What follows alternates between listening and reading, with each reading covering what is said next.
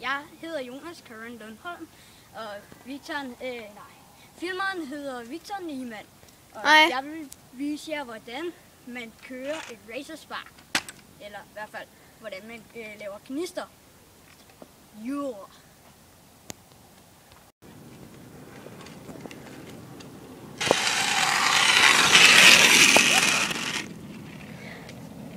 Hej, jeg hedder Victor, og filmeren hedder Jonas, og jeg vil vise jer, hvordan man laver 60% racer. Jeg er godt nok nybegynder, men jeg kan lidt, måske. Men hvis I skal lave det til fail width, eller hvad det hedder, ikke? Jeg kan ikke, men jeg begynder simpelthen bare at gøre sådan her, og så op. Gnist.